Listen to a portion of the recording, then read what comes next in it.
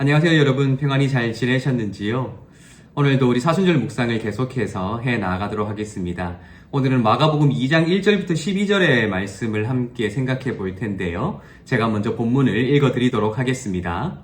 수일 후에 예수께서 다시 가버나움에 들어가시니 집에 계시다는 소문이 들린지라 많은 사람이 모여서 문 앞까지도 들어설 자리가 없게 되었는데 예수께서 그들에게 도를 말씀하시더니 사람들이 한 중풍병자를 4사람에게 메워 가지고 예수께로 올세 무리들 때문에 예수께 데려갈 수 없으므로 그 계신 곳에 지붕을 뜯어 구멍을 내고 중풍병자가 누운 상을 달아내리니 예수께서 그들의 믿음을 보시고 중풍병자에게 이르시되 작은 자야 내 죄사함을 받았느니라 하시니 어떤 서기관들이 거기 앉아서 마음에 생각하기를 이 사람이 어찌 이렇게 말하는가 신성모독이로다 오직 하나님 한 분 외에는 누가 능히 죄를 사하겠느냐 그들이 속으로 이렇게 생각하는 줄을 예수께서 곧 중심에 아시고 이르시되 어찌하여 이것을 마음에 생각하느냐 중풍병자에게 내 죄사함을 받았느니라 하는 말과 일어나 내 상을 가지고 걸어가라 하는 말 중에서 어느 것이 쉽겠느냐 그러나 인자가 땅에서 죄를 사하는 권세가 있는 줄을 너희로 알게 하려 하노라 하시고 중풍병자에게 말씀하시되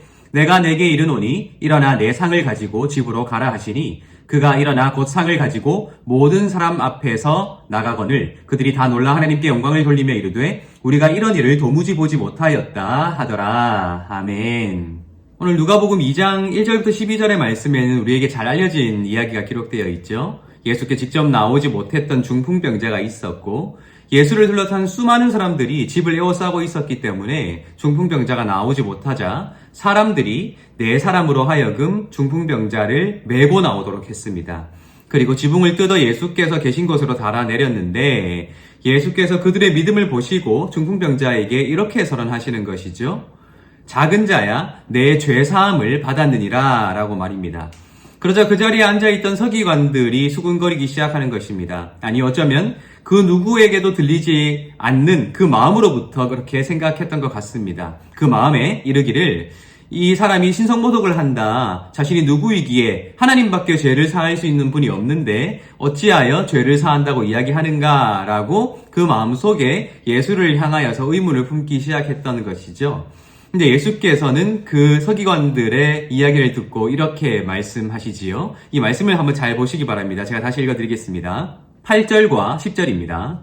그들이 속으로 이렇게 생각하는 줄을 예수께서 곧 중심에 아시고 이르시되 어찌하여 이것을 마음에 생각하느냐 중풍병자에게 내 죄사함을 받았느니라 하는 말과 일어나 내 상을 가지고 걸어가라 하는 말 중에서 어느 것이 쉽겠느냐 그러나 인자가 땅에서 죄를 사하는 권세가 있는 줄을 너희로 알게 하려 하노라 하시고 중풍병자에게 말씀하시되 서기관들이 그 마음속에 품은 생각, 신성모독이다 라고 하는 그 생각을 예수께서 그 중심에 이미 아시고 그들에게 질문하시는 것이죠. 중풍병자에게 내 죄사함을 받았다라고 하는 말과 내 상을 가지고 일어나 걸어가라 하는 두 말 중에 어느 것이 쉽겠느냐라고 질문한다는 것이죠. 마가복음은 흥미롭게도 예수의 이런 질문에 대하여 서기관들의 반응을 기록하고 있지 않죠.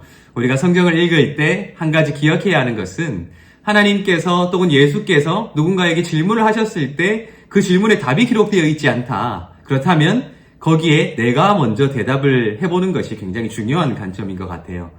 여러분들 어떻게 생각하십니까? 예수께서 너의 죄사함을 받았느니라 하는 그 말과 네 상을 들고 일어나 걸어가라 라고 하는 말, 이 둘 중에 어느 것이 쉬운 말이라고 생각하십니까?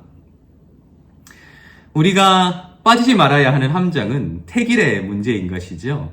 둘 중에 하나가 쉽고 하나가 어렵다라는 대답을 이끌어낼 수 있는 질문이 아닌 것은 분명해 보입니다. 왜냐하면 예수께서 지금 오늘 이 말씀에 기록되어 있듯이 너의 죄사함을 받았느니라 라고 말씀하셨을 때 그들은 마음속에 이미 신성모독이라고 예수를 정죄하고 있기 때문이지요. 결국 너의 죄사함을 받았느니라 라는 말이 결코 쉬운 말이 아니라는 것이 드러나고 있습니다. 그렇다면 반대로 너의 상을 가지고 일어나 걸어가라 하는 말은 쉬웠을까요? 아니요. 쉽지 않았을 것입니다. 왜냐하면 우리는 복음서를 통해 예수께서 병자를 고치시는 사건을 직접 목격한 유대인들의 종교 지도자들이 예수를 죽이려고 했다라는 것을 알고 있기 때문입니다. 결국 이 예수의 입장에서 너의 상을 가지고 일어나 걸어가라 라는 말도 결코 쉬운 말이 아니었고요. 항상 자신에게 적대적이었기 때문이죠. 사람들이 말입니다.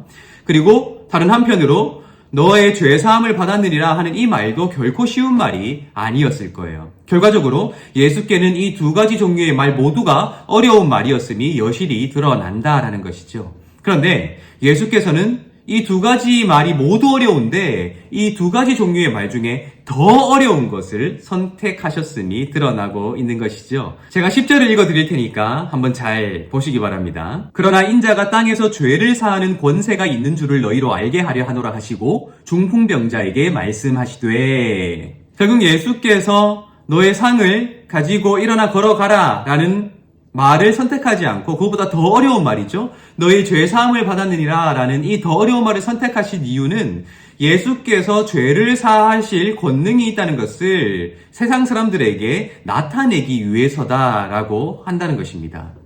그리고는 중풍병자에게 너의 상을 가지고 일어나 걸어가라 라는 말도 결국에는 하시게 되시죠. 여러분, 어쩌면 예수께서 선택하신 이 말, 사실 그 어느 것 하나 쉬운 말이 없이 둘 다 어려운 말일 텐데 어려운 말 중에 더 어려운 말을 선택해서 그들에게 말씀하신 이 예수의 의도는 우리에게 참 많은 것을 생각하게 하는 것 같습니다. 사실 많은 그리스도인들이 자신이 선택하여 걸어가고 있는 이 신앙의 여정, 그것이 자신이 좁은 문을 선택한 것이며 좁은 길을 걸어가고 있는 것이라고 말하기를 주저하지 않습니다.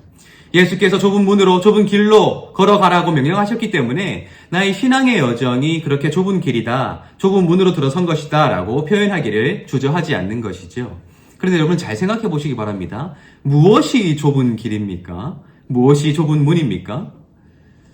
어쩌면 이 복음서가 기록되던 시대를 살았던 그리스도인들에게는 육체적인 환란이 찾아오고 핍박이 주어졌기 때문에 그 환란과 핍박 속에서도 내가 믿음을 지켜나가야 한다는 것이 실제로 굉장히 어려운 일이었을 것입니다.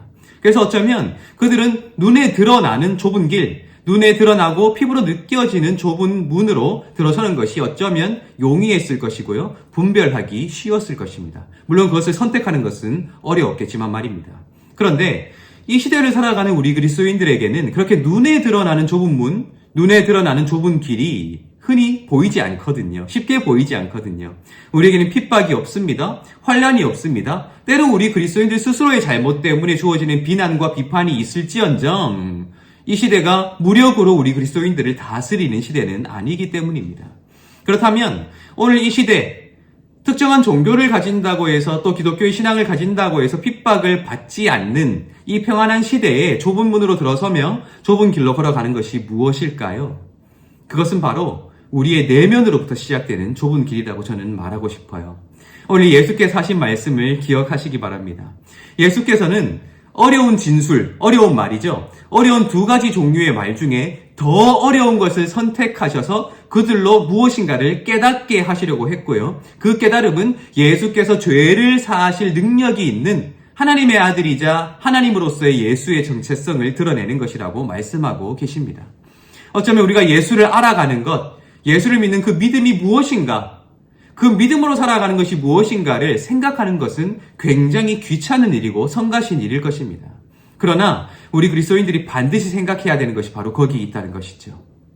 편의주의에 빠져서 누군가 손쉽게 들려주는 것에 익숙해져서 나 스스로 고민하고 생각하는 그러한 능력을 잃어버린 이 시대, 예수께서는 그렇게 단지 자신이 유명하기 때문에 자신을 따라다녔던 수많은 사람들 앞에서 오히려 어려운 말을 선택하심으로써 그들이 가지고 있었던 그러한 관습과 상식과 또한 지식을 완전히 깨뜨리려고 하셨던 것처럼 과연 예수가 누구인가? 그 예수를 믿는 것이 무엇을 말하는 것인가? 우리가 그 예수를 따르는 그 발자취를 따른다는 것이 내 삶에 어떤 실질적인 변화를 요구하는 것인가 하는 것을 우리가 깊이 생각해야 한다는 것을 우리에게 말하고 있다라는 거예요.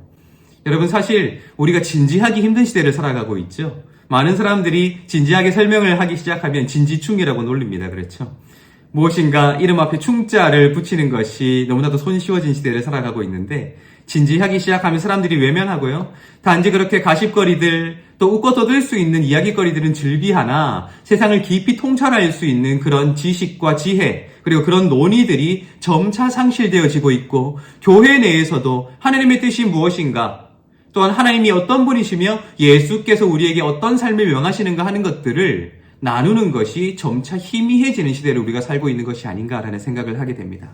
예수께서 선택하신 것, 그 어느 것 쉬운 것이 없지만 더 어려운 것을 선택하셔서 사람들의 생각과 마음을 깨뜨리려 하셨다는 그 사실, 어쩌면 예수라는 존재 자체가 그 시대 속에서 파문이었기에 오늘 이 시대를 살아가는 우리 역시 손쉬워진 신앙, 누군가의 설명에 의존한 신앙, 그렇게 누군가 알려주지 않으면 깨닫지 못하는 그런 얕아져 버린 우리의 믿음을 다시 한번 돌아볼 것을 명령하는 것이 오늘 이 말씀이 아닌가 우리가 생각해 볼 필요가 있다는 것입니다. 이 사순절을 보내며 그렇게 좁은 문을 선택합시다. 좁은 길을 걸어갑시다. 그렇게 그 좁은 길 끝에서 우리를 기다리고 계시는 예수께서 우리에게 손 내미시고 우리가 이 길 가운데 낙오하지 아니하도록 필요한 은혜들을 우리에게 베풀어 주실 것입니다. 그러한 삶으로 하나님께 영광 돌리는 여러분들 되시기를 예수님의 이름으로 축복합니다.